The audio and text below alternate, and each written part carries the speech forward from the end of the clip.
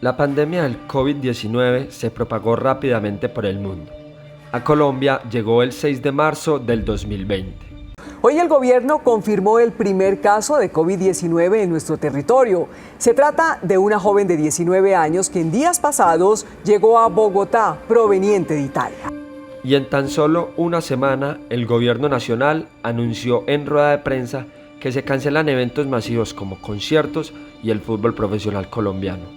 A raíz de la declaratoria de pandemia que ha hecho la Organización Mundial de la Salud, vamos a aplicar la declaratoria de emergencia sanitaria. Todos los eventos de más de 500 personas quedan cancelados. Además, el cierre de iglesias, bares y restaurantes. Para prevenir a las poblaciones más vulnerables, los colegios y universidades del país comenzaron el 16 de marzo el aislamiento preventivo. Hemos tomado decisiones relacionadas con el sistema educativo y con el sistema de educación universitaria, que a partir de mañana los niños y los jóvenes puedan estar en sus hogares en aislamiento preventivo. Y es así como la educación virtual dejó de ser una alternativa y pasó a ser una necesidad para que las instituciones de educación superior puedan seguir desarrollando sus clases normalmente. Colombia está preparada para la educación virtual. Las universidades tienen capacidad para la virtualidad.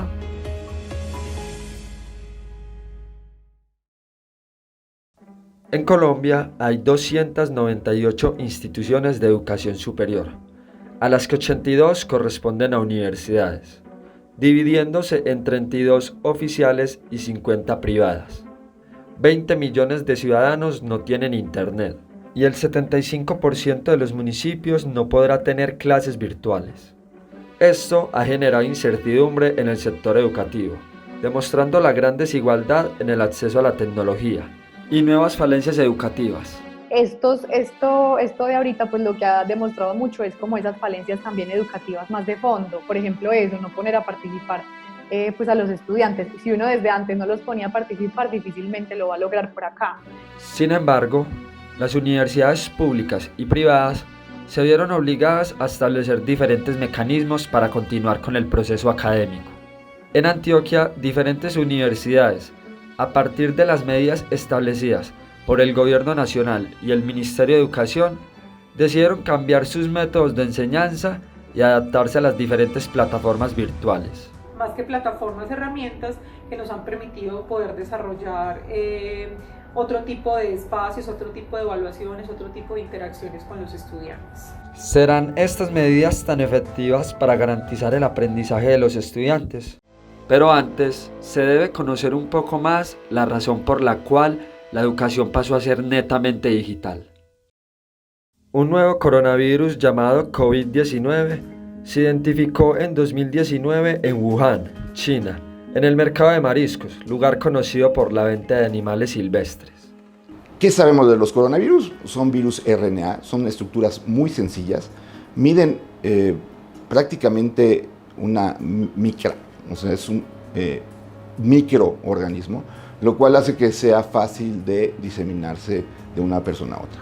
Este nuevo virus fue alertado por primera vez a la Organización Mundial de la Salud el 31 de diciembre de 2019. Debido a su masiva propagación, se tomaron medidas en los países como el cierre de aeropuertos, fronteras y puertos, por lo que la Organización Mundial de la Salud declaró al coronavirus como una pandemia. We have therefore made the assessment that COVID-19 can be characterized as a pandemic.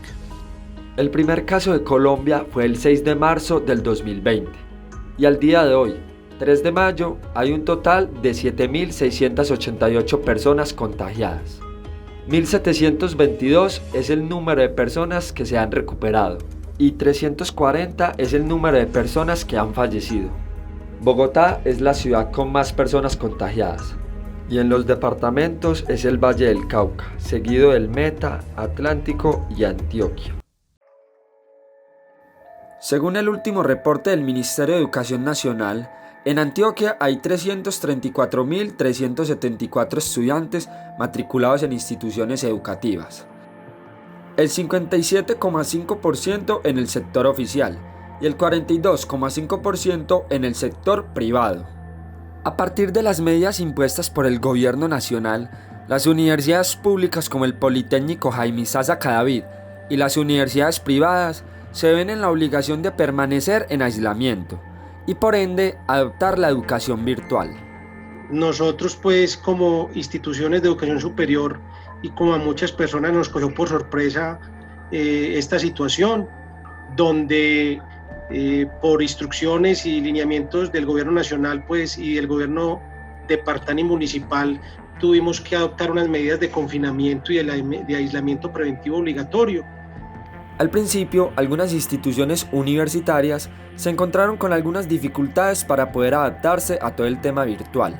Eso tanto en universidades privadas como públicas, puesto que en la mayoría no se tenía previsto un panorama como el que se está viviendo actualmente en el mundo. Yo creo que el cambio ese que hablamos y de la supertecnología y de la cuarta revolución que tanto hablamos nos llegó ahorita y es donde tenemos que demostrar que somos capaces de entrarnos en un proceso nuevo. Es como el reto pues que tenemos. Hoy en todas las universidades de Medellín las aulas de clase están vacías. Los estudiantes y profesores cambiaron un espacio físico por uno digital, poniendo a prueba la innovación educativa y tecnológica del mundo. Por lo tanto, las universidades empezaron a utilizar diferentes plataformas para continuar su proceso académico. La plataforma que decidió oficialmente utilizar la universidad fue Teams, Microsoft Teams. En ella pues se programan lo que son encuentros sincrónicos, se colocan las guías de aprendizaje y se le permitía a los estudiantes ir subiendo pues como sus talleres, sus trabajos y sus evaluaciones. Consideramos ya nosotros como institución que exploráramos otras aplicaciones, en este caso fue Hangouts Meet o Google Meet, que como correo corporativo o institucional facilita mucho el poder conectarse con los estudiantes y grupos a cargo por parte de los docentes. Además, no solo cambió el lugar o el modo, también cambió el proceso de evaluación de los estudiantes. Entonces lo que hice fue uno por videollamada, y estoy hablando de más de 190 estudiantes que tengo, hice videollamada uno por uno y les hice un examen parcial de 2 preguntas problematizadoras. El mismo Consejo Académico determinó suspender las evaluaciones. O sea, en este momento, hasta hoy, están suspendidas las evaluaciones. Cada pregrado y cada curso puntualmente va a tener que resolver sus formas, su parte evaluativa, que es por lo que te decía que hemos estado conversando entre profes. Está claro que la educación virtual ha sido un reto, y los docentes como estudiantes deben aprender a utilizar nuevas plataformas, lo que implica que las instituciones tengan que capacitar a sus docentes en las diferentes herramientas virtuales, y así poder cumplir con las actividades programadas. Creo que todas las instituciones en las que he estado, sobre todo en la Universidad Católica Luis Amigo, debo decirlo, nos han brindado talleres y herramientas todo el tiempo, desde el primer momento, para poder avanzar y para podernos enganchar rápidamente en ese nuevo método de comunicación virtual. Creo que las plataformas que han sido utilizadas por la universidad como Teams o Zoom han ayudado mucho porque tienen herramientas que permiten que los profesores muestren los contenidos de manera diferente. Y empezamos en un proceso de capacitación, lastimosamente, como el departamento de Antioquia arranca con el proceso de cuarentena, no fue posible sino capacitar hasta 220 docentes, o sea, el Politécnico tiene 1.500 docentes y antes de que empezara la cuarentena solamente pudimos capacitar a 220 docentes. Sin embargo, el confinamiento temprano y el tiempo para capacitar a los docentes hizo que se perdieran días de clase, por lo que algunas instituciones como el Politécnico Jaime Sasa Cadavid decidieron extender su calendario académico. El mismo Consejo Académico se vuelve a reunir y emite un nuevo acuerdo académico donde plantea un nuevo cronograma de actividades académicas, ampliando 4 semanas más el semestre académico hasta el mes de julio. Para que funcione la virtualidad se requiere el uso obligado de la tecnología, aunque en Colombia se puede ver la desigualdad en el acceso a las TIC. Los estudiantes que viven en zonas rurales y de estratos más bajos han tenido que pasar por otro proceso. Sí ha sido un poco más complejo porque hay chicos ahí que viven en espacios rurales donde el internet no es tan fácil, pero lo hemos solucionado también. ¿Qué hicimos? Mientras me conectaba con unos por Meet, a otros tuve la posibilidad de llamarlos como al teléfono y hacer la clase telefónica y ellos ponerla en altavoz, que ellos escucharan lo que decía para la gente que estaba conectada en Meet y la participación de los chicos, y a su vez ellos podían participar y los de Meet escuchaban. Entonces, aunque pedagógicamente pues no es lo más adecuado, pues hay una adaptación ahí. En una visión general, se ha podido problematizar 3 factores que se han presentado con frecuencia en algunos jóvenes de diferentes universidades de la ciudad de Medellín. No cuentan con los equipos necesarios, tienen problemas con el acceso a internet y no pueden acoplarse adecuadamente a los cambios en las actividades. La parte de los aparatos pues, tecnológicos que muchos estudiantes carecen de ellos, también se han hecho, tú has oído, como esas campañas para que incluso los profes aporten, y se han recogido una cantidad de dinero pues como para destinarlo en ese apoyo al resto de la comunidad universitaria, pues mayoría estudiantes que tienen de pronto algún tipo de dificultad. Decimos una caracterización, es saber específicamente cuáles son las condiciones en este momento de conectividad que tienen ellos para poder decir cómo vamos a apoyarlos en este proceso. Entonces estamos en un proceso de consolidación de esa base de datos para poder proceder a la compra de equipos y posterior préstamo de dichos equipos al personal que lo requiere. Por otro lado, en algunas instituciones, algunos estudiantes no pudieron continuar con el semestre. Muy pocos cupos se abrieron, muy pocas materias se habilitaron, es decir, que la mayoría de los estudiantes se quedaron sin poder escoger alguna materia. Otras universidades continuaron su proceso con el mismo cupo de estudiantes.